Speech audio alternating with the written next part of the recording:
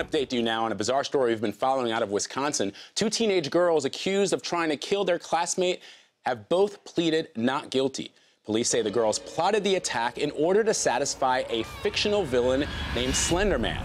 Both girls are 13, but they are being tried as adults. Julia Dahl is here with me to talk about it. Julia, thanks for being here. Yeah, thank you. So bring us up to speed on this case. Right, so back in last May, two 12-year-old girls allegedly lured their 6th grade classmate into the woods and stabbed her 19 times in this sort of bizarre bid to impress this fictional character, Slender Man. The girl survived, and the two suspects were arrested and have been charged. Now they're now 13 years old. They've been charged now as adults, and today they entered not guilty pleas.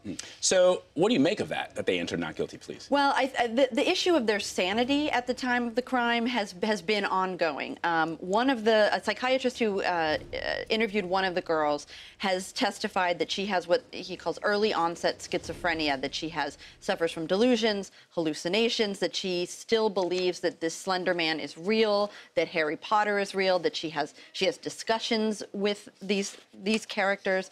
Another psychiatrist who examined her said that if she's not properly medicated, she will continue to be violent. And the Milwaukee Journal-Sentinel has reported that her father actually had similar symptoms of schizophrenia as a young person, and went treatment and went on disability. Schizophrenia, as you know, can be an inherited disease.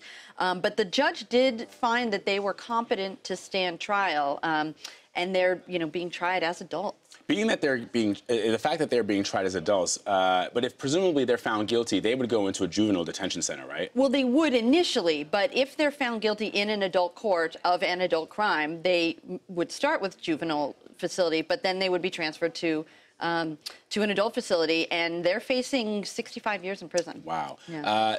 So what's interesting to me is the psychology behind this case. Yeah. A lot of psychiatrists have said that, look, when you're that age, it's hard to distinguish between fantasy and reality. Right. Is that what the defense is saying? Well, I think the defense is likely to be, because they have been raising this issue, not only, whether or not they're actually competent to stand trial, but also of their sanity. I think that is definitely going to be an issue once the trial starts. The trial is now scheduled to start in October.